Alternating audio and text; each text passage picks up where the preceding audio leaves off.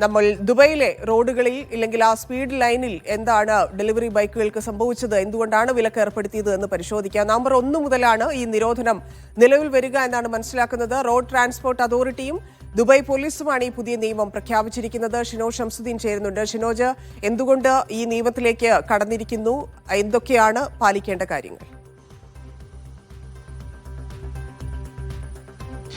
ധന്യ, കോവിഡിന് ശേഷം ദുബൈയിൽ വലിയൊരു കുതിച്ചുചാട്ടമാണ് ഈ ഡെലിവറി മേഖലയിൽ ഉണ്ടായത്. ഈ മേഖലയിലേക്ക് കൂടുതൽ കമ്പനികൾ കടന്നു വരുന്നു. കഴിഞ്ഞ ആഴ്ച തന്നെ കീറ്റ എന്ന് പറയുന്ന ചൈന കമ്പനി കടന്നു വന്നു.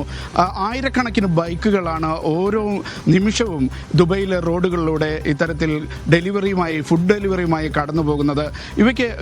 ഇവയുടെ അപകടങ്ങൾ വർദ്ധിക്കുന്ന സാഹചര്യത്തിലാണ് ഇത്തരമൊരു തീരുമാനം ദുബായ് സർക്കാർ എടുത്തിരിക്കുന്നത്. നേരത്തെ 2021 മുതൽ അബുദാബിയിലും അജ്മാനിലും ദുബൈയിലും ഇത്തരം നിയന്ത്രണങ്ങളുണ്ടെങ്കിലും ഇന്ന് കൃത്യമായി ഏതൊക്കെ ലൈനിലാണ് ഡെലിവറി ബൈക്കുകൾക്ക് സഞ്ചരിക്കാൻ കഴിയുക എന്ന് ദുബായ് വ്യക്തമാക്കിയിരിക്കുന്നു.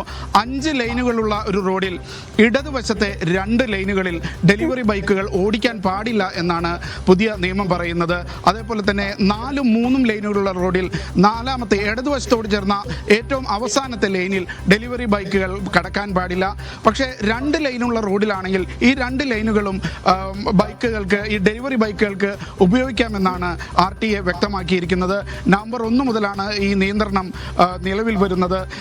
ഈ വർഷം തന്നെ 76,000-ലധികം കേസുകൾ റിപ്പോർട്ട് ചെയ്തിട്ടുണ്ട് ഡെലിവറി ബൈക്കുകളുടെ പേരിൽ.